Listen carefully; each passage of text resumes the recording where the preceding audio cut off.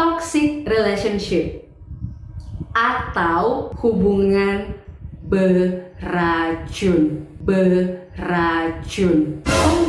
Hai, aku Yulia. Dengerin lagi ya Your Yulia channelnya. Jangan lupa like, subscribe, and share ke teman-teman kamu.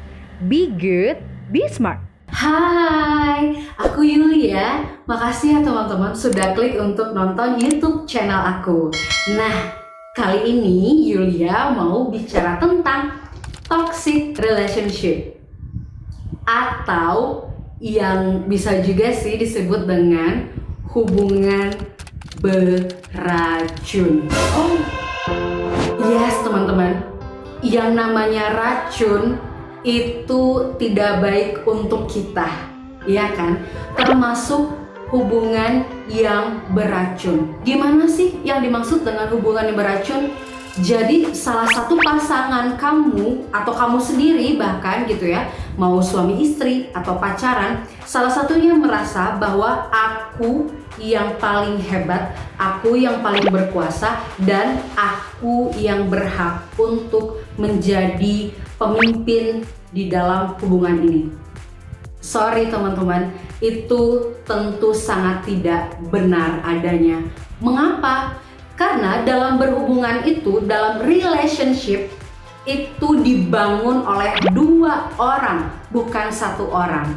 Jadi untuk kamu yang berpikir bahwa gua yang berhak untuk mengatur hubungan ini mau ke arah mana, oh my god, kamu harus bertobat.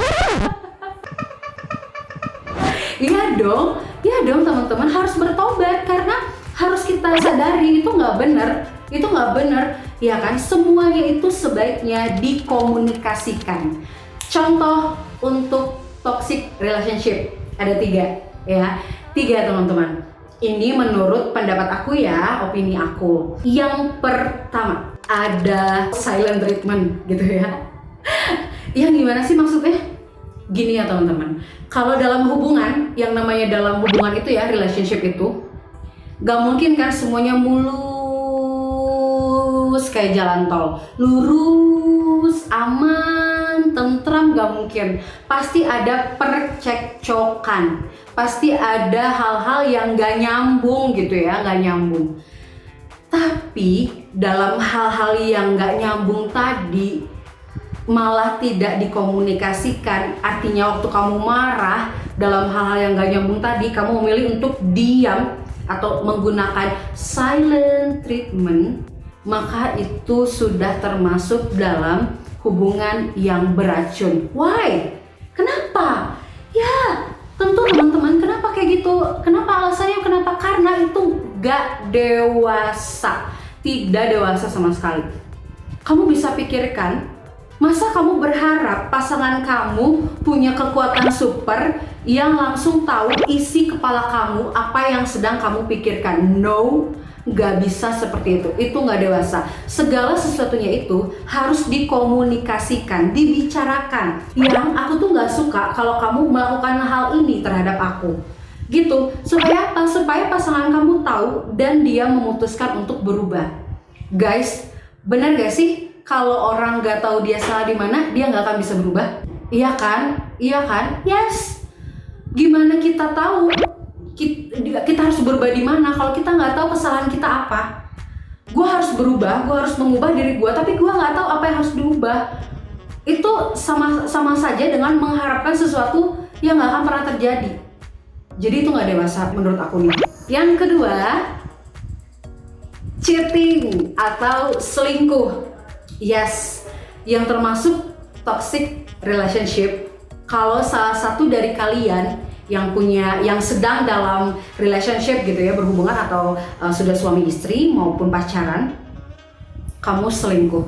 No, itu tidak boleh. Tentu itu racun sekali. Itu sangat-sangat beracun. Tolong untuk menghentikan perselingkuhan ini, apalagi kalau udah ketahuan. Kalau masih diberikan kesempatan, tolong dipergunakan dengan baik. Tapi kalau misalnya ketahuan terus kamu gak dikasih kesempatan, gimana? Kamu akan kehilangan orang yang kamu sayang. gitu loh. Kalau dia yang terbaik buat kamu gimana? Kamu mau apa? Kamu akan hidup dalam penyesalan, ya kan? Dan menyesal itu sangat amat gak enak rasanya. Aku rasa kita semua setuju dong dengan hal itu.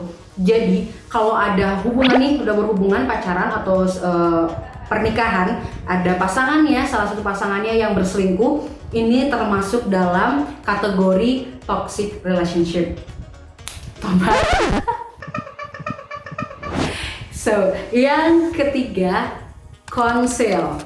Yang dimaksud dengan konsil di sini adalah menyembunyikan hubungan atau pura-pura jomblo. My goodness. Maksudnya gimana sih? Gini ya teman-teman. Ini banyak banget kasus seperti ini yang aku kenal sih, ada yang aku kenal aja gitu, nggak dekat. Jadi kalau dia pergi ke tempat kerja, dia suka lepasin cincin nikah. Kalau dia pergi dengan teman-temannya, misalnya dia lepasin cincin nikah. Kalau dia pulang ke rumah, dia pakai lagi cincin nikahnya. Di sosial medianya, dia nggak tunjukkan dia itu sudah menikah atau belum, punya pasangan atau tidak. My God, ini nggak baik, ini nggak sehat banget, ya kan? Ini nggak dewasa banget. Untuk apa kamu menjalani suatu hubungan yang kamu malu misalnya sama dia, kamu jalani tetap hubungannya, tapi kalau di muka umum kamu pura-pura jomblo.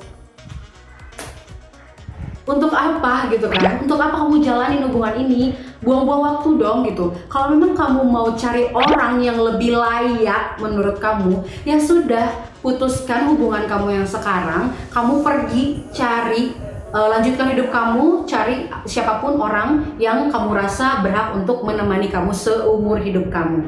Yes, 3 hal ini kalau menurut aku itu sudah termasuk toxic relationship atau adalah hubungan yang beracun. Kemudian teman-teman, gimana sih Kak kalau misalnya aku tuh udah keburu sayang sama dia, sama pasangan aku, tapi kalau menurut kategori kakak, aku tuh berada dalam hubungan yang toxic relationship atau hubungan yang beracun.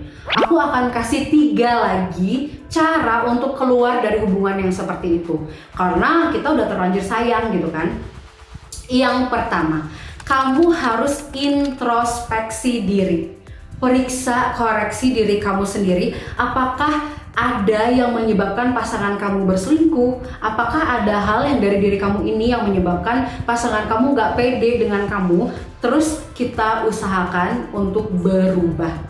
Sebelum kita koreksi orang lain, lebih baik teman-teman kita untuk koreksi diri sendiri dulu gitu. Karena tidak menutup kemungkinan bahwa masalahnya ada pada kita. Yang kedua, komunikasi. Percayalah, semua hal itu kalau dikomunikasikan, dibicarakan akan baik adanya. Selesainya pasti baik teman-teman. Jadi komunikasikan, ajak pasangan kamu untuk bicara dari hati ke hati, kepala dingin. Tentu kamu harus make sure dulu kalian sama-sama baik hubungannya ya, jangan lagi panas-panasnya karena bahaya banget. Jadi lebih baik ini bicara memang lagi baik-baik aja, lagi tenang, jangan lagi ribut yang sama-sama emosi, jangan ya. Bicara dari hati ke hati, komunikasi dengan baik, dan hubungannya memang lagi tenang.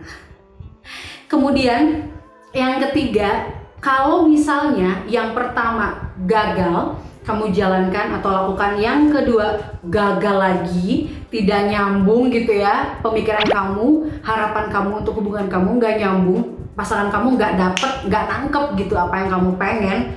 Oke, ini saatnya let it go, let it go. Let it go, let it go. When I rise like a break of Ya udah, move on, let it go aja, biarin aja dia pergi.